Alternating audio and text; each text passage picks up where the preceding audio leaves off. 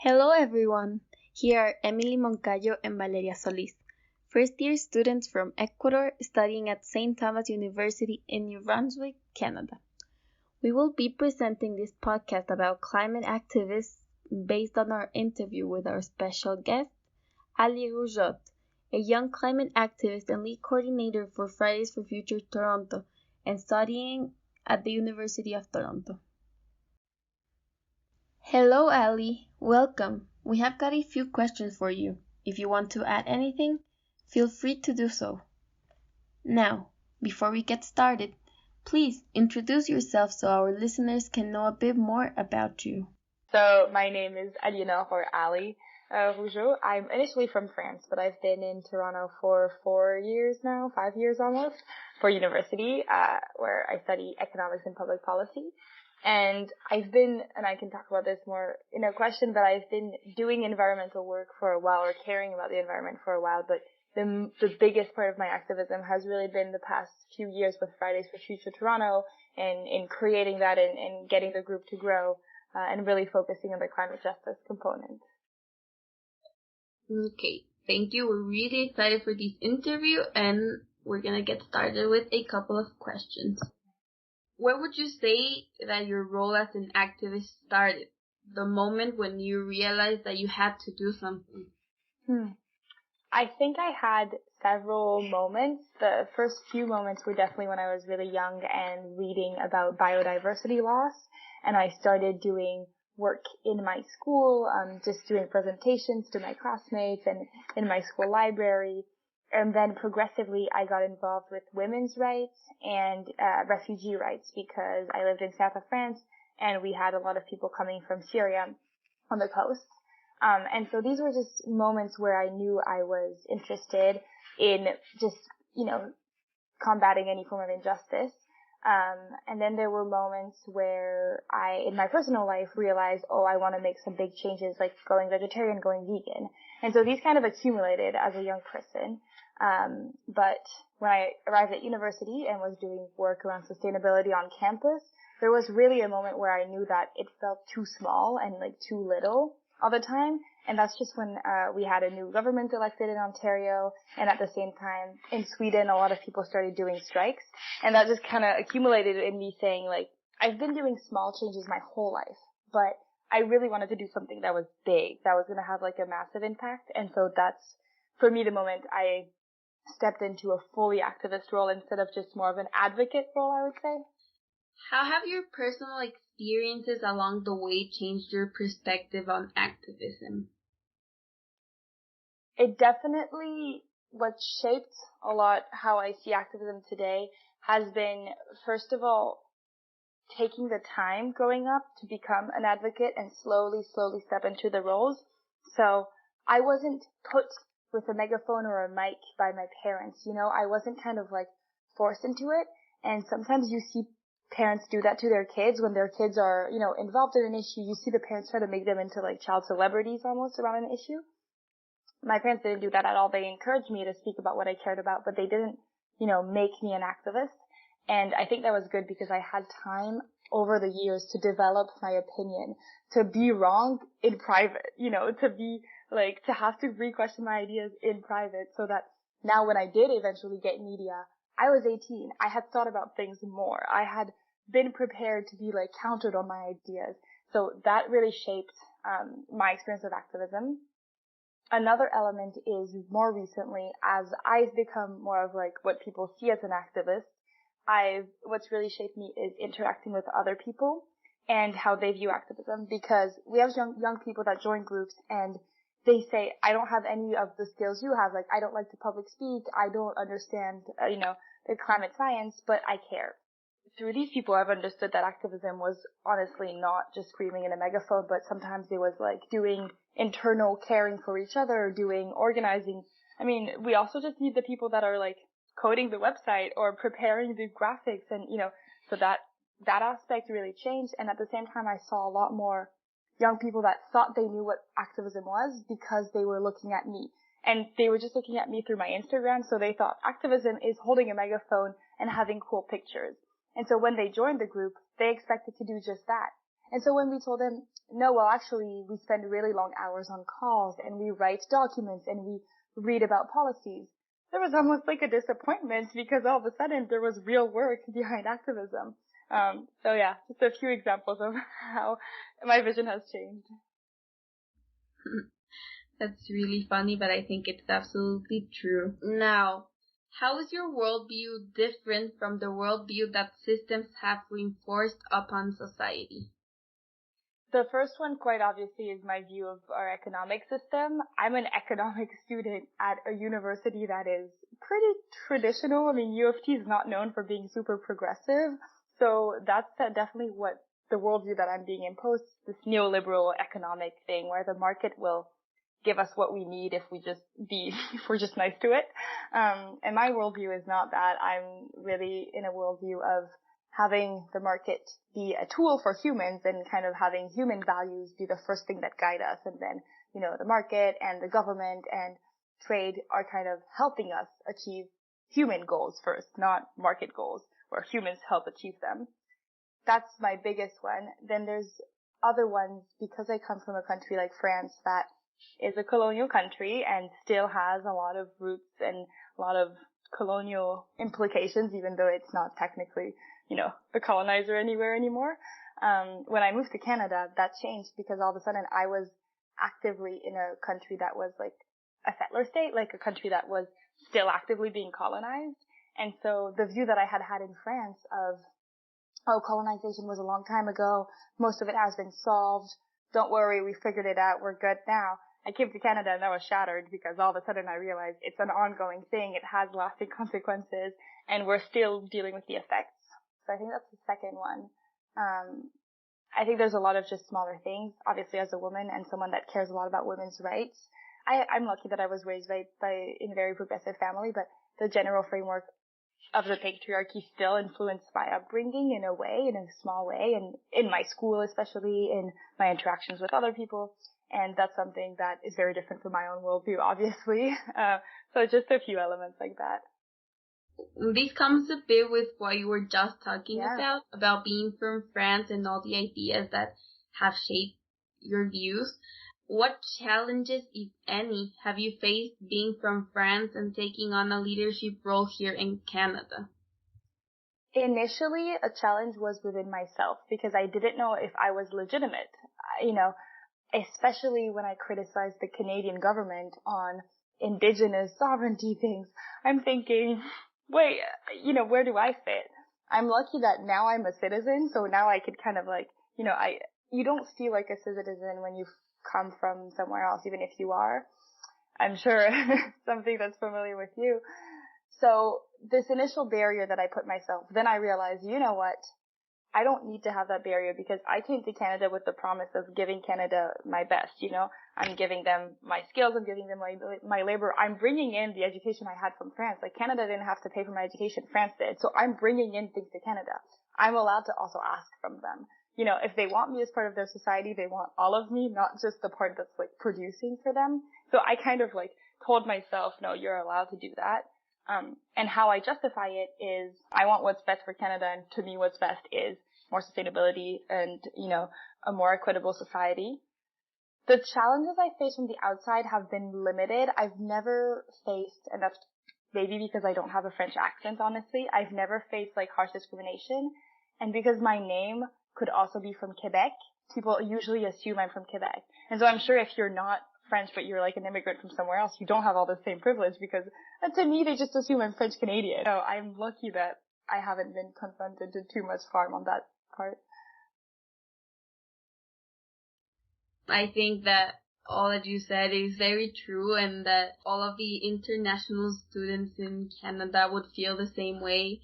We haven't been on Canada yet, but I think we could relate. Yeah. And that's something really powerful that you just said, and I really enjoyed it. But now, what has been a benefit? How has being from France been a benefit to you in Canada? It's been a huge benefit, first of all, because I have this element of comparison that people kind of trust. Because a lot of people here know that they don't know how Europe works. A lot of Canadians think, yeah, Europe is doing this thing, and they don't actually know it. So when I bring up a policy that Europe is doing, or when I can speak to something I've seen in France before, people will kind of take my word from it. That's kind of dangerous maybe for them, but they just kind of trust me. So first of all, it gave me elements to bring up. It gave me ideas. Like having seen more cultures just gives you more ideas of what's possible. And I think from the social movement point of view, obviously being from France in a country that strikes a lot and protests a lot and contests things a lot, people always joke here that the reason I'm the one that started the movement in Toronto is because I'm French. And so I had that like revolution in me. I don't know if that's true, but I think it definitely gave me that motivation to question a little more the system, because that's what we would do back home. I think that what you're saying is great, and that you can always use both of, like, you're Canadian, but you're also French, and that's never gonna change. So it's really cool that you can still do the same while being from both places, and that you can help. Now, how would you describe your experiences in organizing and striking? What are the obstacles there? Organizing and striking is a lot more like event planning than I thought it would be. There's really been times where you spend a lot of time doing budget and trying to see how you're going to get a sound system in the middle of a street in Toronto. But the important part is to not get lost in that. And I think that's something that wasn't really good at the beginning, is because there's so much logistical aspects to it. You want to make sure you're providing safety. You want to make sure you're being accessible with translation, like ASL, like sign language translation. You want to make sure you have a van for people in wheelchairs, areas for strollers and for new moms. You have all these logistical things that are real. But then sometimes you get so caught up in them that a few days before the event you realize, what are we asking for? Like, what is this specific strike's message? Who are our partners?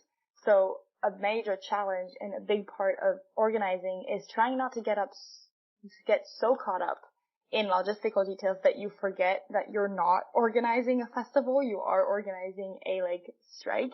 And so what matters most is, what are people going to take away from it?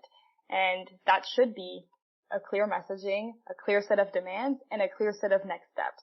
And if you look at the first strikes I organized, that's not what people got away from. They got cool pictures, they got cute kids with signs, and they got good speakers, but I don't think they really got a powerful message. And I'm hoping that I'm going to be able, now that I'm a little older and doing less of the logistics and more of the advising other younger people to do the logistics, that I can kind of push that more of keep in mind what we're doing is trying to create change.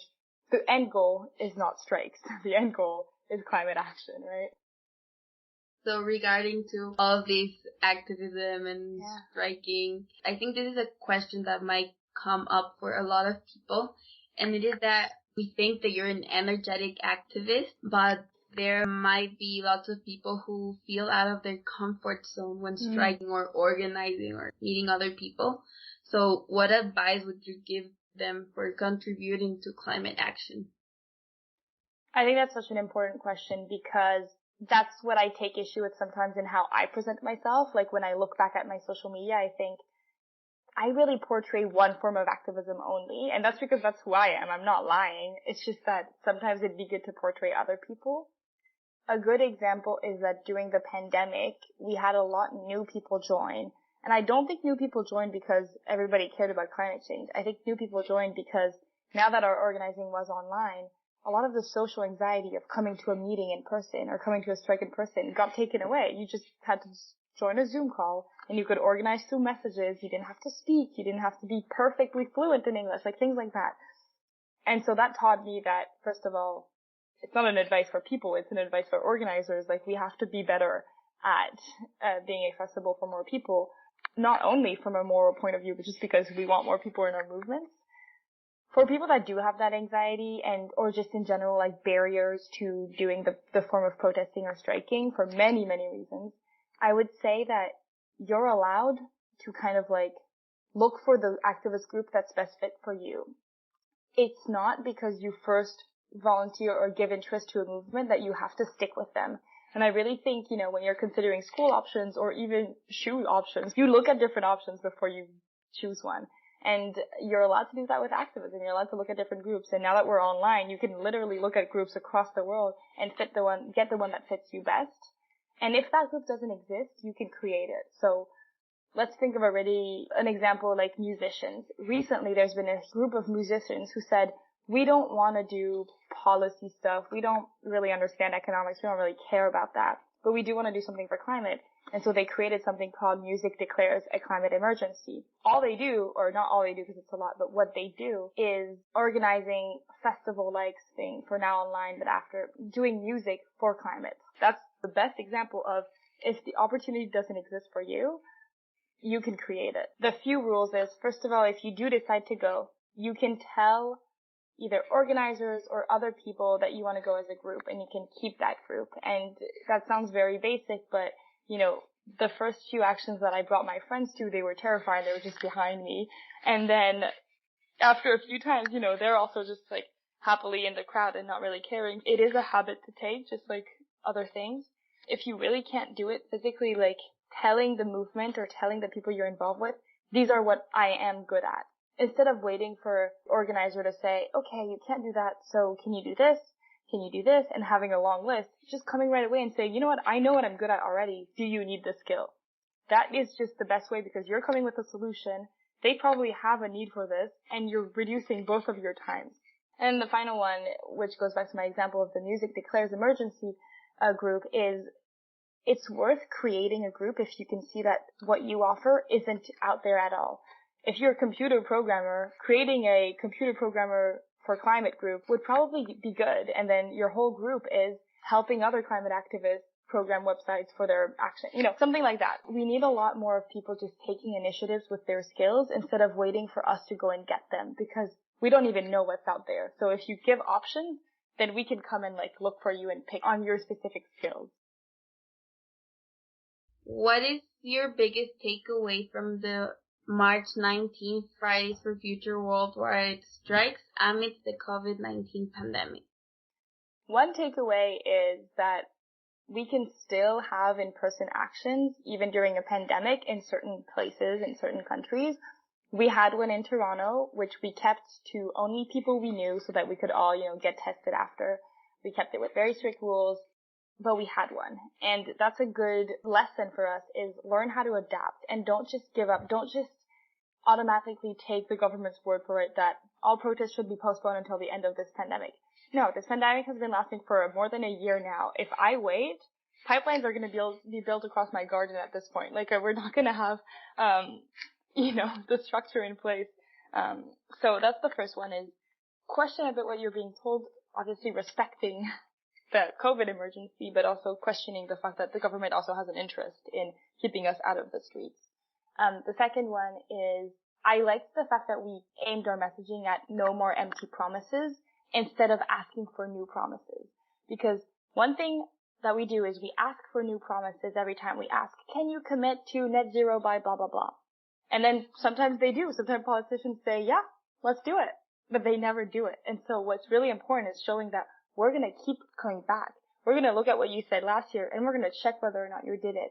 This kind of due diligence, I guess, I think can scare even more than asking for new things because it means you're being held accountable.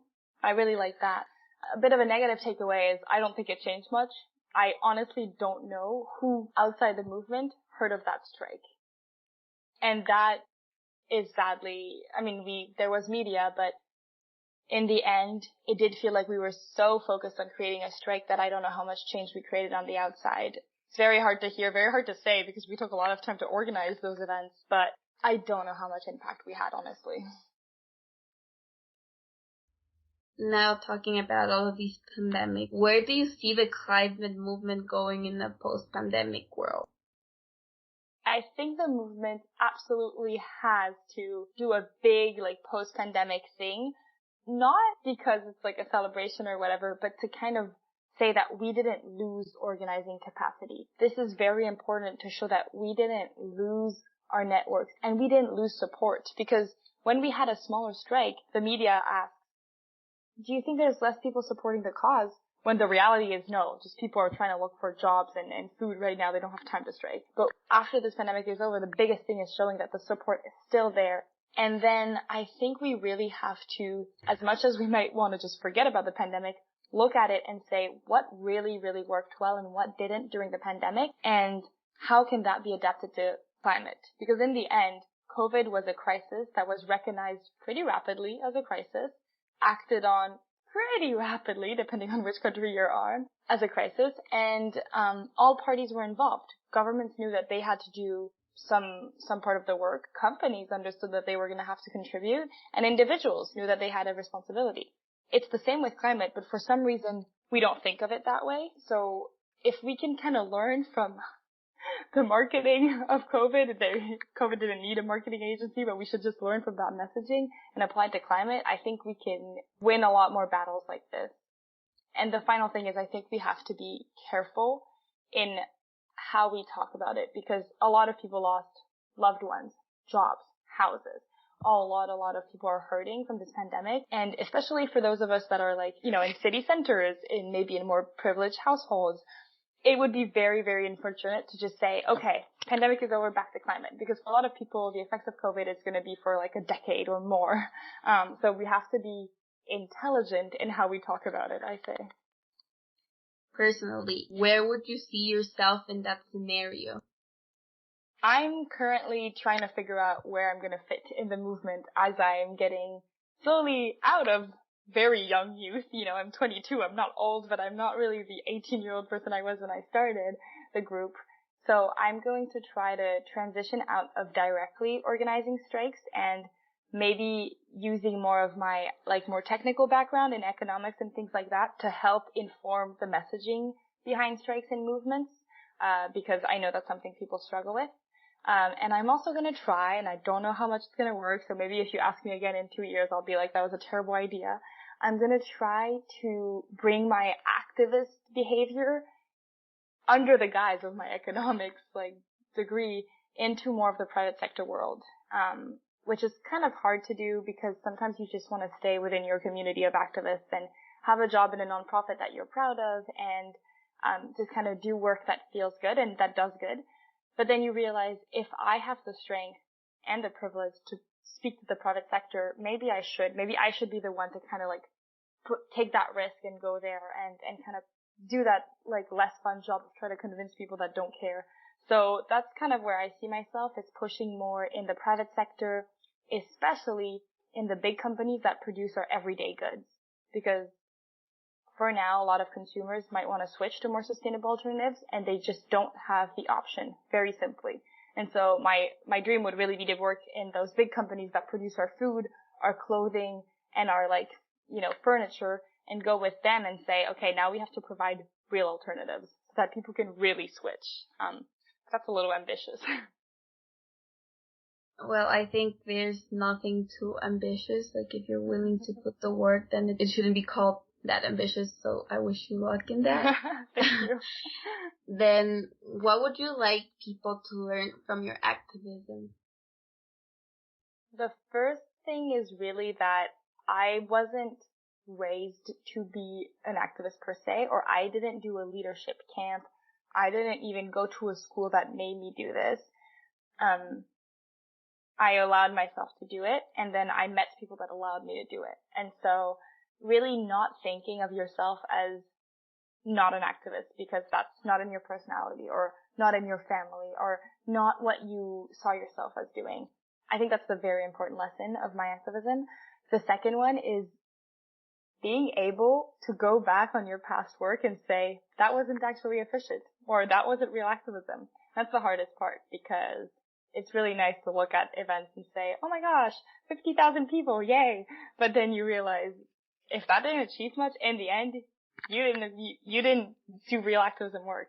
And so that's definitely a takeaway, is being able, without being mean to yourself, but being able to say, it's still not enough and that's okay, but it's still not enough. We gotta push harder.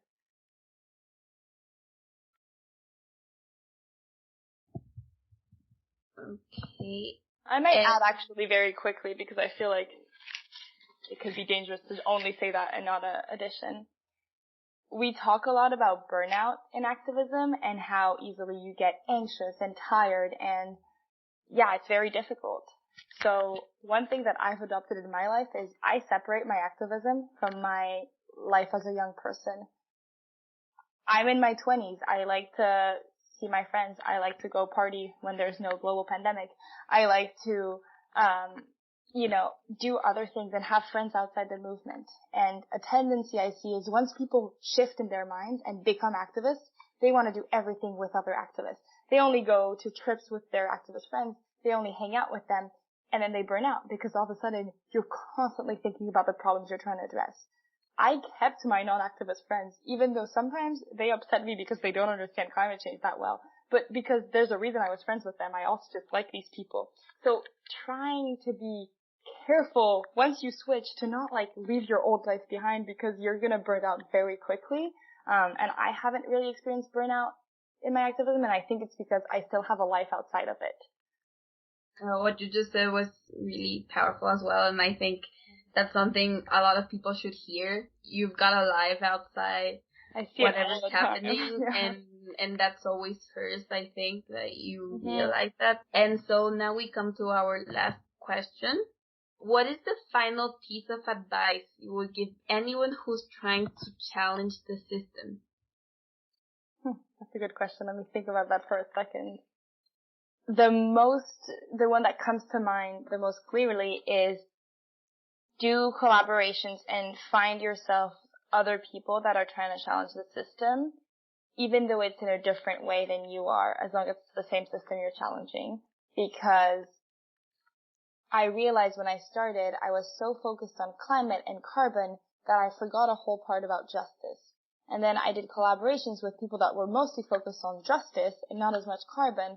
And I do think both our activisms got expanded thanks to that and were more effective in challenging the system thanks to that. But it kind of took a bit of effort because you have to lose your focus a tiny bit to allow for that collaboration. So it would definitely be try to branch out just a tiny bit more than your very narrow focus so that you can build a larger platform, a larger group of people that can push the system. It'll help you. It'll also mean that if something goes wrong, you have a bigger basis to help you, and it'll also inspire you because you'll see new techniques.